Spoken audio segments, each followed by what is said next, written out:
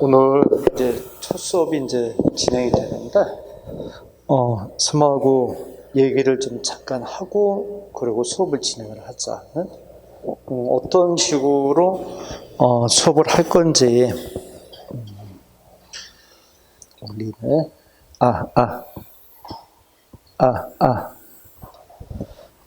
어떤 식으로 수업이 진행되는지는 알고, 여러분들도 이제 공부를 해야 되기 때문에, 선생님이 이제 어떤 식으로 앞으로 이제 수업을 진행할지 그 얘기를 해줄 테니까는, 선생님이 잘 듣고, 참고를 하세요. 자, 그럼 여기 잠깐 보자. 이제 교육행정직 시험에서,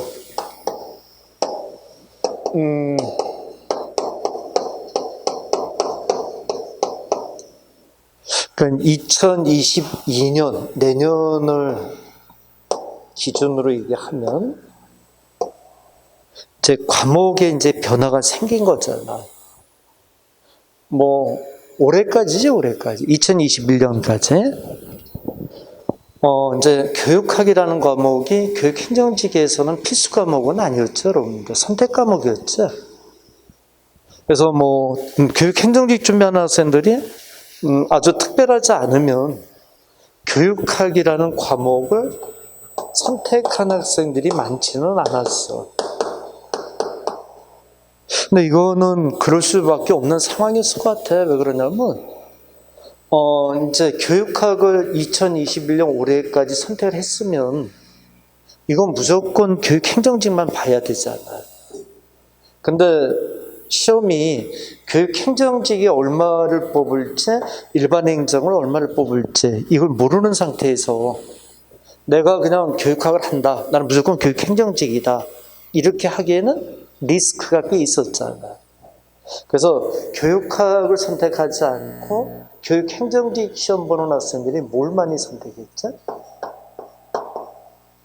사회 과목을 참 많이 선택했죠, 여러분들. 그죠? 그래서 사회를 선택을 해서 이제 일반행정도 보고 교육행정직도 보고 그러면서 이제 뽑는 인원수에 맞춰서 이제 이동을 한 거였어.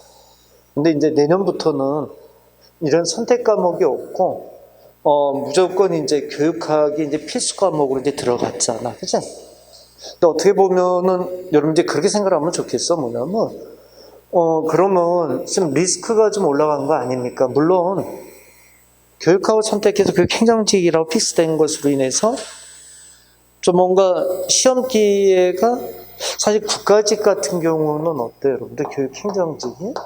근데 지방직하고 이제 국가직 이렇게 두 군데가 있는데, 이제 국가직의 교육행정직 시험이 있고, 이제 지방직에도 있잖아. 그치? 근데 사실 국가직은 너무 어려워. 그치? 국가직은 뽑는 인원도 작고, 그리고 응시하는 학생들이 공부하고 내공이 있는 학생들이 많고, 그래서 국가직 교육행정직은 조금 어려운 시험이다라고 얘기를 해, 우리가. 그 대신 이제 상대적으로 이제 지방직 시험이 쉬운 거죠, 여러분들. 그치? 근데 여기서 이제 교육학을 함으로써 이제 이렇게 두 개의 시험을 봐야 되는데 어떻게 보면은 하나로 이제 좁혀진 거다라고 볼 수 있는 게 맞아. 그러니까 일반 행정하고는 조금 국가직이 교육행정도 어렵다고 보거든. 그러면 이렇게 시험 기회가 좁혀지면 난 안 좋은 거 아니냐? 상대적으로 여러분 좀 더 좋은 기회가 생긴 거야. 왜 그러냐면 이렇게 되다 보니까 많은 학생들이 교육행정직 시험을 준비를 안 하려고 그러지. 그러니까 우리 이제 학원에서 이렇게 시험에 상담하고 이제 새로운 학생들, 새로 시작하는 학생들이 있잖아. 그죠? 근데 그 학생들하고 상담하다 보면은, 이제 이런 거 다 이제 미리 생각하고, 교육행정이라는 자체의 매력을 별로 못 느껴. 일반 행정 할 겁니다. 이렇게 이제 선택하는 학생이 무지 많더라는 거야. 근데 우리 학원은 특히 선생님이 상담을 할 때 교육행정직으로 해라. 이렇게 유도를 해도 일반 행정 쪽으로 가는 학생들이 많다라는 거지. 그치? 그래서, 이제 이런 기회면에 있어서는 조금, 그치? 우리가 이제 교육학을 함으로 해서 조금 줄어든 건 있지만은 상대적으로 교육행정직 시험이 그만큼 쉬워진다라고 얘기를 하는 것도 있는 거지. 많은 학생들이 선택을 안 하니까. 그치? 그래서 이제 쌤이 교육학을 해서가 아니라 교육행정직을 이렇게 선택한 거는 여러분들이 잘한 선택이다라고 난 생각을 해. 응? 그만큼 내년도에 좋은 결과를 얻어낼 수 있을 거다. 이렇게 이제 쌤은 자신합니다. 응?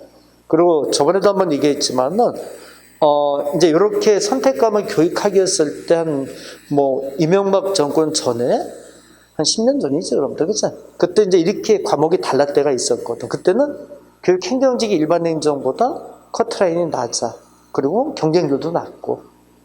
그래서 이제 이런 경험이 없다 보니까 공통 과목일 때만 이제 경험들이 있잖아. 그치? 그래서 이제 제대로 된 판단을 못 하는 거지. 그치? 그래서 내년도 시험도 결론을 얘기하면은 일반 행정보다 교육 행정 쪽이 좀 더 쉬울 거다. 이렇게 예상을 해. 응? 물론 쌤이 100%다는 얘기는 못하지만 일반적으로 일반 행정보다는 교육 행정 시험이 좀 쉬울 거다. 응시하는 학생들이 폭이 막 줄어들 겁니다. 응? 어떻게 보면 이런 거하고 좀 비슷한 분위기일 것 같아. 어떤 거냐면 이런 공무원 중에서 사회복지직이라고 있잖아. 이 사회복지직 공무원의 응시 자격이 뭐죠? 이건 제한 경쟁이죠, 여러분들. 어떤 제한이 있어? 자격증이 있어야 되잖아. 사회복지사 자격증.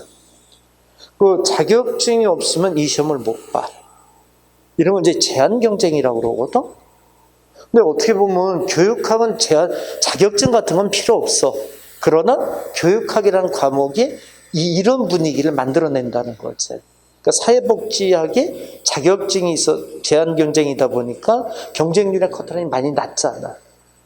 그러니까 교육학도 자격은 없지만 이 교육학이라는 과목이 자격의 역할을 할 거라는 얘기지, 그죠? 그래서 여러분들이 앞으로 잘 정리만 해준다면, 그지? 좋은 기회를 삼을 수 있지 않을까 이런 생각이 들고, 근데 그리고 일 자체도 교육행정직 같은 경우 근무하는 데가 여러분 주로 어디가 되는 거야? 교육청에서 학교 행정실까지 이렇게 폭을 가져가는 거죠, 여러분들, 그지? 그래서 이제 아무래도 일반 행정보다는 좀 더 일에 있어서는 좀 더 어떻게 표현을 해야 되나? 수월하다 그럴까? 일반 행정은 일반 시민을 상대로 해야 되니까는 어떤 민원이나 아니면 일 자체가 굉장히 복잡한 게 많죠, 여러분들. 그죠? 근데 교육행정직은 교육청하고 학교 행정실이니까 상대하는 대상이 어때요, 여러분들? 그렇게 마구잡이는 아니잖아요. 딱 어느 정도 범주 내에서 접할 수 있잖아. 그죠? 그러니까 아무래도 일에 있어서도 좀 더 깔끔한 면이 있지 않나 이런 생각이 들고, 그리고 이제 하나 일반 행정보다 교육 행정이 승진이 좀 빠르지, 여러분들. 그죠? 이쪽이 승진이 좀 빨라. 그래서 어떻게 보면 공무원 사회에서는 봉급도 중요하지만 승진도 참 중요한 그런 역할을 하잖아. 그죠?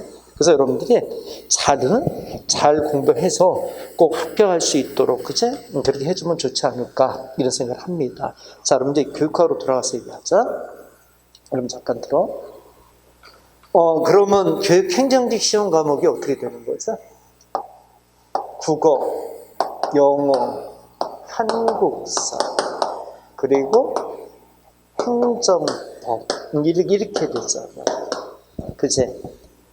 자, 여기서 얘기를 해보자. 5과목 중에서 여러분은 이제 합격을 하는데 가장 난 코스인 과목이 어느 거예요? 물론 사람에 따라 다를 수는 있어, 그죠? 근데 일반적인 얘기를 하자면 어느 과목을 가장 난 코스로 꼽죠? 영어. 얘를 일단 제일 1순위로 꼽지, 우리가. 2순위는 어느 거야? 행정법. 이걸 2순위로 꼽죠, 여러분들. 그죠? 근데 행정법도 처음에는 좀 어렵지만, 왜 처음에는 어려울 수밖에 없지? 용어 자체를 못 알아듣잖아. 법률 용어니까. 그죠? 그래서 우리 선생님이 차분하게 천천히 잘 가르쳐 주지만은, 그래도 용어 자체가 낯설잖아. 그죠? 그래서 행정법이 두 번째 이제 우리가 난 코스의 과목이라고 그래. 그러면 국어, 한국사, 교육학 중에서도 그 다음에 이제 3등을 매기면 어느 과목을 매길까? 국어를 이렇게 먹여야 돼. 그리고 쌤 생각은 한국사하고 교육학은 같은 정도의 수준을 놓고 봐야 돼. 응? 근데 이렇게 되면 안 돼. 교육학이 쌤 나는 어렵습니다. 교육학 때문에 애먹겠습니다. 이래버리면은 전체적인 이 시험 준비가 어려워진다는 얘기야. 그러면 이게 쌤 얘기를 해볼게. 이 얘기를 하는 이유가 있어. 뭐냐면 우리의 공부 방향이 나와. 봐봐. 쌤 얘기 들려. 뭐냐면 그러면 봐라. 한국사하고 교육학에 있어서는 어때요, 여러분들? 쉽게 공부를 해야 된다는 얘기가 결론은, 그치? 쉽게 한다라는 게 어떤 걸 쉽게 한다는 거지? 범위를, 이건 다른 건 없어요, 여러분들. 공부하는 범위를 단계적으로 정확하게 잡아가야 된다는 거야. 그 얘기는 무슨 얘기냐면, 자, 잠깐 보자. 우리가 어떤 이제 예를 들어보자. 좀 이따 이제 여러분 배우겠지만은, 교육 과정에 대한 이제 이야기가 있잖아. 그러면 교육 과정에 대한 이론과 학자들의 이야기들이 쭉 있잖아. 뭐, 심리학, 철학, 어디 있는 건 다 이렇게 있죠, 여러분들. 그죠? 뭐, 저런 건 없겠지. 교육 행정 이런 건 이론이 없죠, 여러분들, 그치? 그거는 딱 정해진 법규와 규칙의 룰에 따라서, 그치? 거기에 따라 움직이는 거니까. 그러나 대표적으로 뭐 철학, 심리학, 사회학 이런 것들, 교수법 이런 것들이 있잖아. 이런 것들은 다양한 학자들의 이야기가 있다라는 거야. 이론과, 그치? 그럼 스미 잘 들어봐봐. 어떻게 하냐면 이렇게 하자. 저기 우리가 이제 쌤하고 이제 1년의 과정을 가지고 이제 준비를 하는 거잖아. 그제? 근데 3개월로 이제 우리가 진행을 하잖아. 근데 만약에 요 3개월을 배우고 시험장에 가는 거다라면 어떻게 해야 돼? 웬만하면은 나올 만한 학자들은 다 해줘야 된다는 얘기지. 그제? 3개월 배워서 시험을 봐야 되니까. 근데 그게 아니라 우리는 이 3개월 텀으로 어때요, 여러분들? 반복해가면서 수업을 들어야 되는 입장이잖아. 그죠? 그런 상황이잖아. 그러면 처음 3개월 동안에 어때요, 여러분들? 이걸 다 할 필요가 있을까, 없을까? 없지. 이거는 오히려 이 비중에 있어서 문제를 생기게 만드는 거지. 이걸 열로 다 갖고 들어와 버리면 어디서 흔들리는 거예요?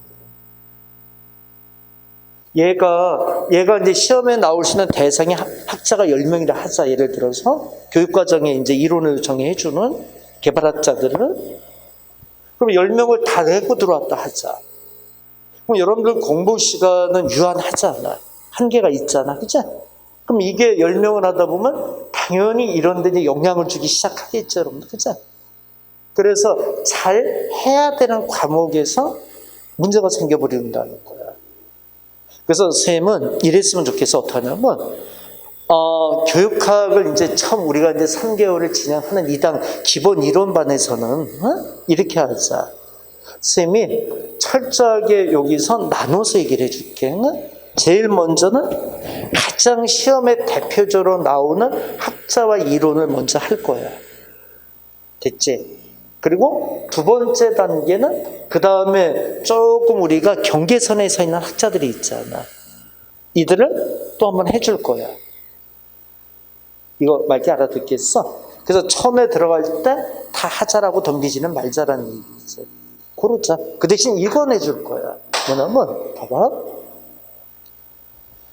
근데 좀 이따가 우리가 이제, 교육과정의 어떤 개발학자 중에서 타일러라는 교육학자가 있어. 응? 이 양반은 뭐 매년 시험에 나온다고 봐도 돼. 응? 그래서 타일러가 개발한 교육과정의 어떤 프로그램이 있어. 딱 이대로 교육과정을 개발하세요라고 딱 이렇게 세팅시켜준 그 틀이 있거든. 그래서 이제 교육과정을 개발해야 되는 사람들은 그 틀을 놓고 틀에 맞춰서 이렇게, 그치? 프로그램화 되는 거야. 근데 거기에 맞춰서 이제 교육과정을 개발하는 거지, 그치? 근데 이 타일러가 교육과정의 주요 개발학자로서 가장 시험의 대상이 되는 사람이거든. 정리할 거야, 이번에. 근데 이렇게 하자. 어떻게 하냐면, 정리를 하는데, 스마고 이론만 정리하면 안 돼. 타일러의 교육과정 개발 모형은 이렇습니다라고 쓰면 이제 표를 좀 이따 그려줄 거거든. 그러면 그 표만 보고 이렇게 개발했구나. 이거 안 돼, 여러분들. 뭐까지 정리해야 돼? 그러면 타일러의 어떤 교육과정 개발에 관해서 나온 문제들이 있잖아. 그지? 그동안 교육학에서 나온 기출문제들이 있잖아. 타일러에 관계되는 거. 스미 쫙 다 풀어줄 거야. 응? 한두 문제가 아니라 다. 응? 아주 그냥 기출문제에서 타일러에 관계된 기출문제를 싹 다 풀어버리자라는 거야. 그러면 이게 어떤 효과가 있냐면 이런 효과가 있지? 타일러의 어떤 교육과정에 대한 개발 모형을 이제 배워서 이해를 했어? 그럼 문제를 풀면서, 다양한 문제를 풀면서 어떻게 해야 돼? 말이 바뀌는 걸 볼 수가 있잖아. 그리고 이렇게 바뀌어도 이 표현이 들어가면 타일러다. 이게 딱 어떤 핵심적인 부분을 잡아낼 수 있다라는 거야. 좀 이따 이제 선생님이 문제를 이제 풀 때, 은연중이라는 게 있으면, 은연중이라는 그런 이제 단어의 표현이 있으면, 이거는, 우리가 어떤, 그제? 정의다. 이렇게 이제, 그제? 얘기를 해줄 거라는 거지. 근데 그런 포인트적인 부분을 볼 수가 있거든. 그래서, 주요 학자와 이론을 정리하고, 그리고 거기에 따른 문제를 스미 쫙 다 풀어주면서 철저하게 연습을 시켜 나갈 거야. 그래서 기본 이론을 하면서 기출 문제까지 싹 정리를 해. 네? 그럼 나중에 이제 문제 풀일 때는 예상 문제 가지고 또 연습을 하면 되잖아, 그치? 그래서 이런 식으로 진행을 할 테니까 여러분들은 거기에 맞춰서 잘 정리를 해. 그리고 이제 스면 이제 하나 더 당부해주고 싶은 거는 문제를 잘 기억을 해야 돼. 네? 그러니까 여러분들 시험에서는 어떤 식으로 문제가 나오는지를 잘 봐야 돼. 그래서 타일러에 대한 이야기가 나오면 저 사람의 어떤 그림, 모형에 대한 그림뿐만 아니라 이런 문제에서 어떤 표현을 물었구나. 이런 걸 다 캐치가 돼 있어야 된다는 얘기지. 그래서 선생님이 책의 구성도 그래서 그렇게 맞춰놓은 거야. 자, 책 좀 잠깐 한번 펴볼까? 펴보자.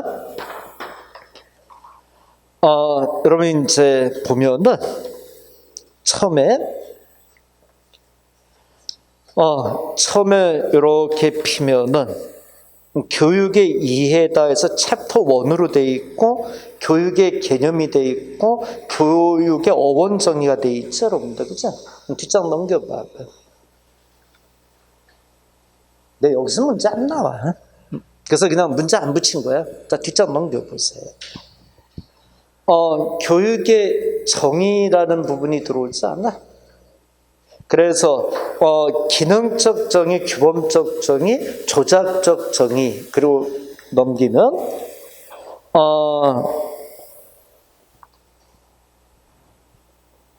리차드 스탠리의 피터스라는 사람의 준거적 정의다라고 해서 교육의 정의를 4개를 이렇게 설명을 해놨잖아.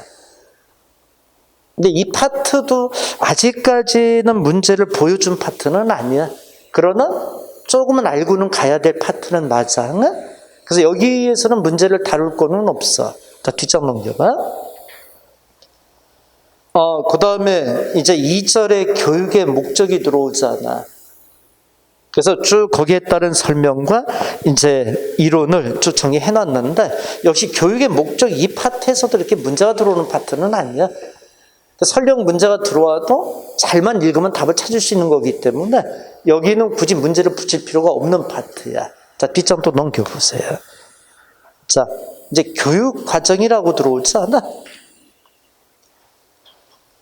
교육의 과정에서 일본의 교과 중심의 교육 과정에서 뒷장을 넘기면 나선형의 교육 과정까지가 이렇게 설명이 돼 있지 않아?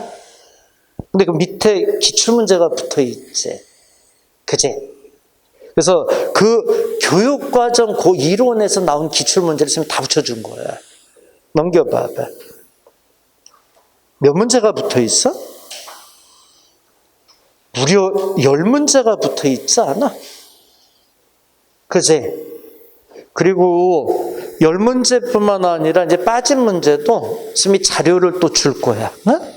그래서 좀 이따가 이제 여러분한테 이거 한번 풀어봐라. 이렇게 되면 그 문제 한번 풀어보는 거야. 응? 자, 뒷장 또 넘겨봐봐. 넘기면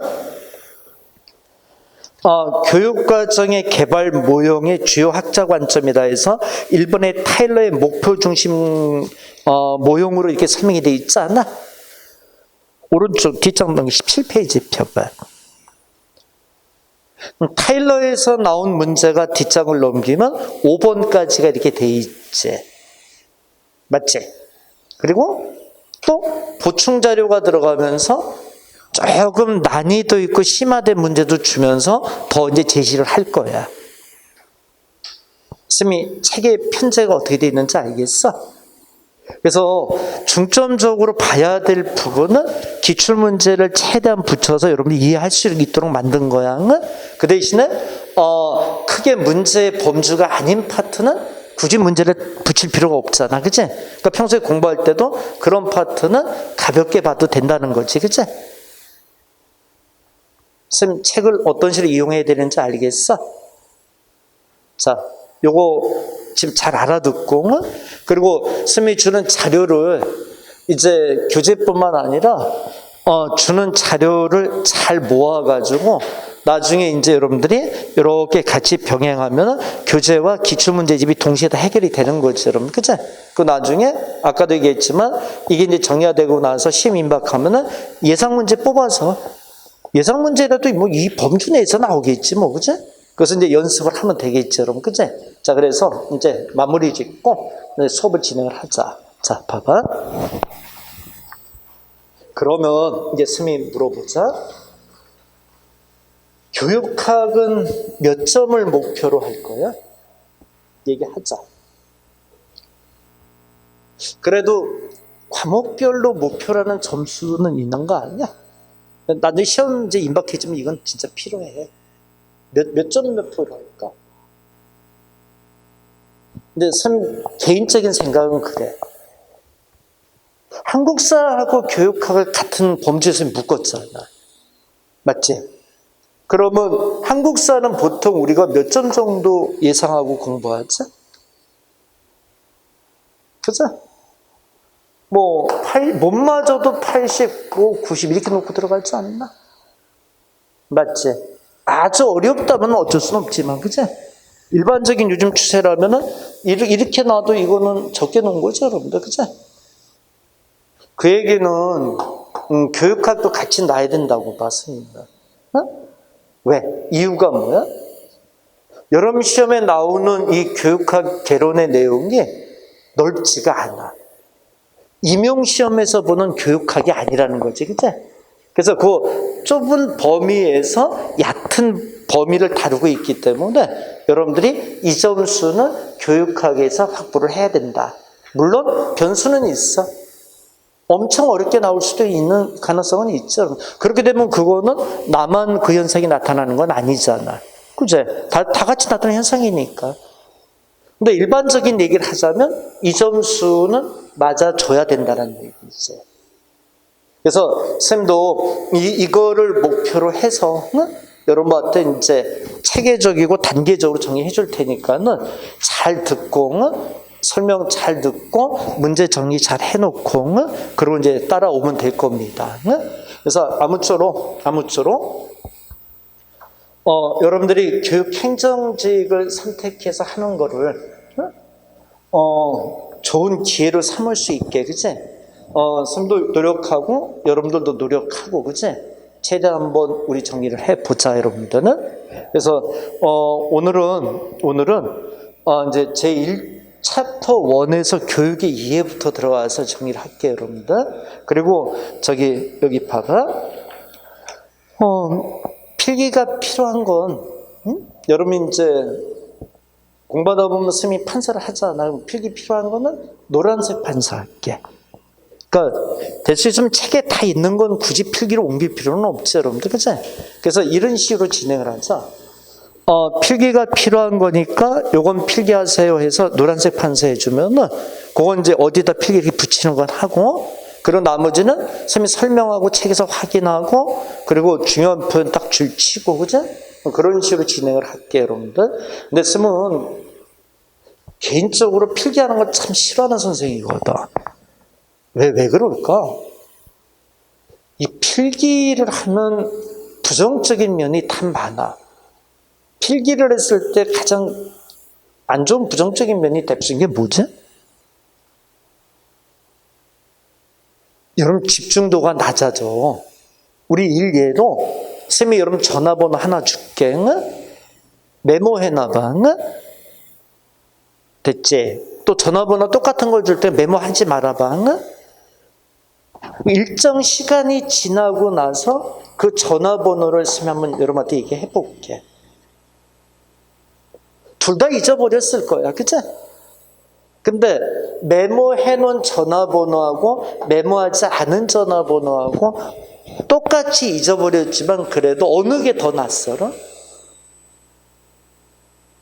메모한 전화번호가 더 낯설어. 왜? 사람은 메모를 하면서 자기를 놔버리거든. 그치? 뭐 메모돼 있으니까. 그치? 메모를 안 하면 순간적으로 긴장하잖아. 이 번호 잊어버리면 어떡하지? 이렇게 긴장을 하잖아. 그래서 순간적이지만 찰나적이지만 집중을 한다라는 거야. 그게 시간이 지나서 똑같이 잃어버린 상태지만은 낯선 정도의 차이가 생긴다는 거죠. 그래서 쌤은 될 수 있으면은 여러분 판사하지 말고, 아주 필기하지 말고 책에 있는 거 뭐하러 필기해? 그치? 근데 쌤이 이제 이런 건 추가적으로 좀 해야 된다. 이런 것들을 여러분들이 그제 잘 보고, 쌤이 노란색 판서해 주는 거 딱 어디다 필기하라고 얘기해 줄 테니까 그것만 필기를 하자. 응?